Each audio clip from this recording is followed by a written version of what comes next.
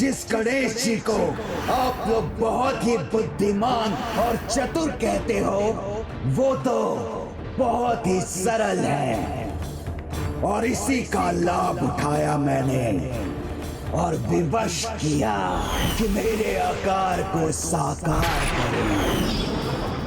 इसीलिए मैं ही स्वयंभू हूं, मैं ही ईश्वर हूं, मैं ही स्वयंभू हूं, मैं ही ईश्वर हूं।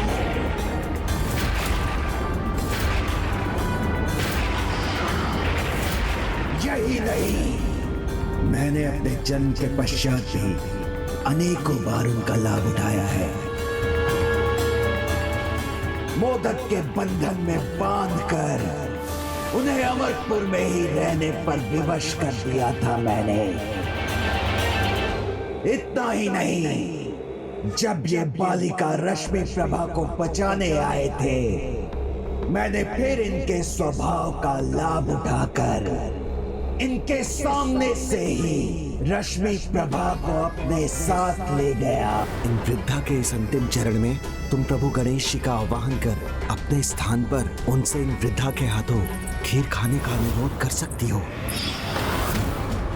इसलिए इन्हें चतुर समझना तुम्हारी बहुत बड़ी भूल है देवी। भंडासुर, बहुत बोल चुके हो तुम। ये मत भूलो कि गणेश बुद्धि और ज्ञान के देवता हैं। ओहो, पुनः वही राग।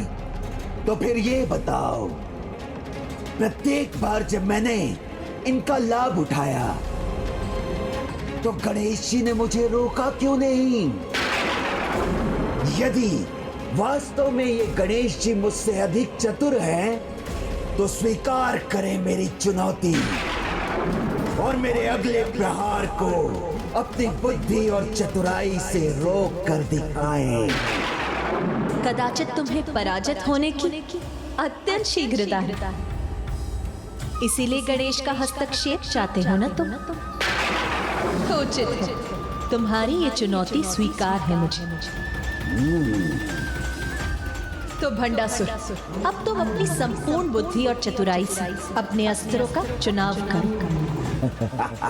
मैं तुम्हें वचन देती हूँ कि जब तक तुम्हारे अस्त्र और उसकी शक्ति के तत्व को समझकर स्वयं विघ्नहर्ता गणेश मुझे उसका तोड़ नहीं सुझाते, मैं तुम पर अपने किसी भी अस्त्र का प्रहार नहीं करूंगा। अब ये युद्ध मात्र गणेश की बुद्धि से ही लड़ा जाएगा। गणेश की विफलता मेरी विफलता होगी।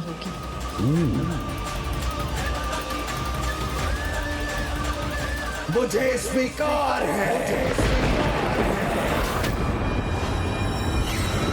माता ने ये युद्ध की कैसी अवस्था रख दी।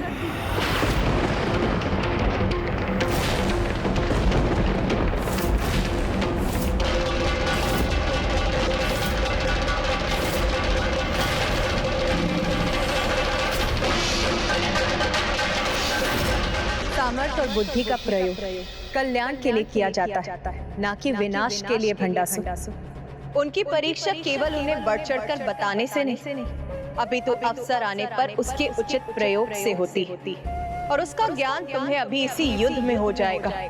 ज्ञात हो जाएगा तुम कि तुम क्या, मैं क्या, और ज्ञात हो जाएगा कि कौन और क्या है प्रथम पूज्य गणेश। और ज्ञात हो जाएगा कि कौन और क्या है प्रथम पूज्य गणेश।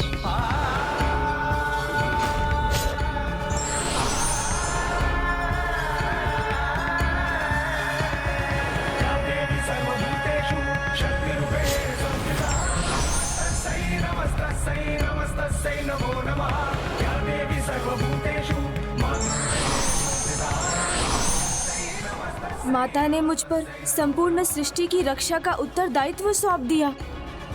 पुत्र गणेश, मेरे आदेश के अनुसार तुम अभी तक इस युद्ध भूमि से दूर थे और अब मेरे ही आदेश से इस युद्ध में तुम मेरा साथ दोगे।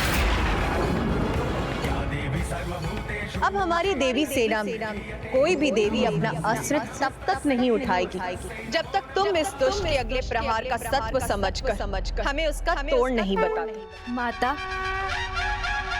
विश्वास और आशीर्वाद प्रत्यक्ष रूप से दिखाई नहीं देने पर भी असंभव को संभव बना देते हैं। मुझ पर जिस विश्वास के साथ आपने इस दुष्ट की चुनौती स्वीकार की है, मैं उस पर खरा उतर सकूं, मुझे इसका आशीर्वाद दीजिए।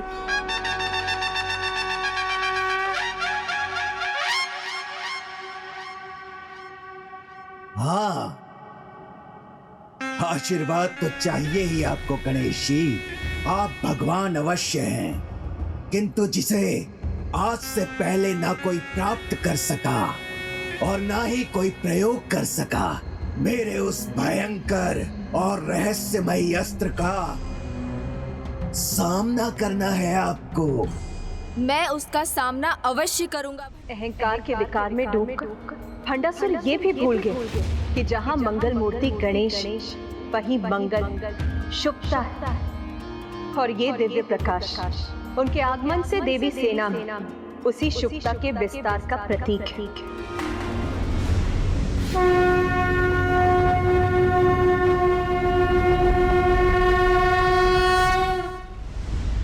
पराजय तो उसकी होती है प्रभु जिसे कुछ खोने का भय हो, किंतु मैं तो अपनी विजय के लिए कोई भी मूल्य चुका सकता हूं,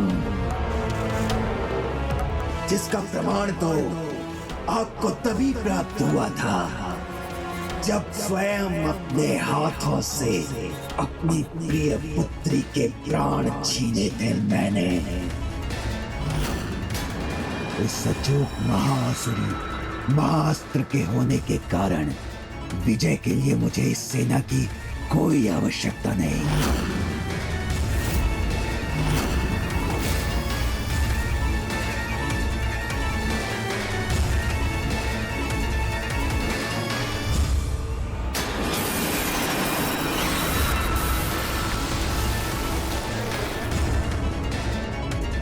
और स्नेह रूपी अपनी दुर्बलता को पराजित कर अपनी जय का वो क्रम आरंभ किया जिसका अंत मेरे सामने खड़ी इस नारी की पराजय से ही होगा।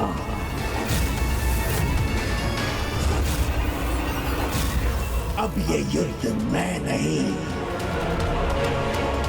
मेरा अस्त्र लड़ेगा और ये अस्त्र आपको किसी का स्मरण भी करवाएगा, आपको किसी का स्मरण भी करवाएगा, किसी का स्मरण भी करवाएगा।